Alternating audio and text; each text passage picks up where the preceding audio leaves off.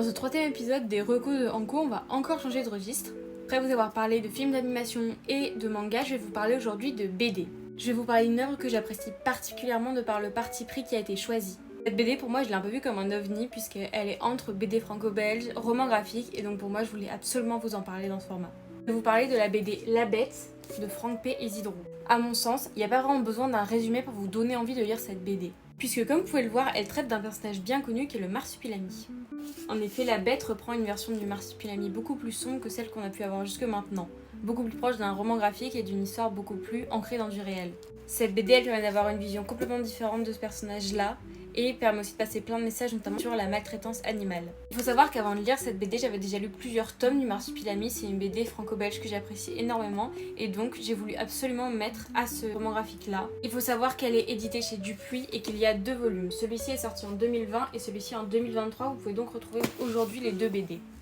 Cette BD pour moi et cette série en général, c'est vraiment une vision complètement différente de celle qu'on peut avoir d'un personnage qu'on connaît bien, une ambiance beaucoup plus sombre. Elle n'est absolument pas adaptée à un public trop jeune je pense, mais elle permet vraiment d'avoir une autre vision. C'est une histoire sombre où on trouve un marsupilami qui est complètement à l'opposé de ce qu'on a pu avoir dans les BD originales. Ce marsupilami-là, il apparaît féroce, sauvage.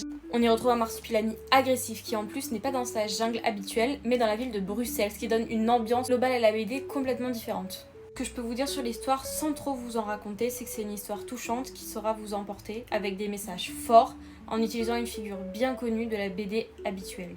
Je me permets également de vous montrer quelques pages pour vous montrer le style graphique. Il est pour moi complètement entre la BD franco-belge traditionnelle et le roman graphique. Un style qui garde les codes très ronds et très enfantins de la BD franco-belge, mais qui a une touche beaucoup plus mature dans son trait. Ça me permet aussi de vous montrer une planche pour vous montrer le traitement qu'a le marsupilami, parce que vous pouvez voir que même ses couleurs sont beaucoup plus sombres.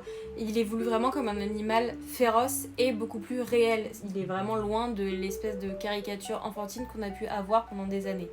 Attention, je dis pas ça comme une critique. La première version du marsupilami, c'est celle qu'on connaît, qu'on apprécie, mais qui est pour un public beaucoup plus enfantin. Ici, c'est vraiment une vision plus sombre et plus adulte. Donc pour moi, c'est vraiment un bon complément si vous avez lu ou vous aimez l'univers du marsupilami ou de la BD en général, puisque c'est vraiment quelque chose d'original et que je trouve qu'on voit pas souvent dans le paysage de la BD en France. Je vous invite donc à vous procurer les 2 tomes de La Bête pour découvrir cette histoire, puisque je trouve que c'est une BD dont on n'a pas assez entendu parler et qui est pourtant un petit bijou. D'autant plus qu'elle est finie en 2 tomes, alors franchement ça vaut le coup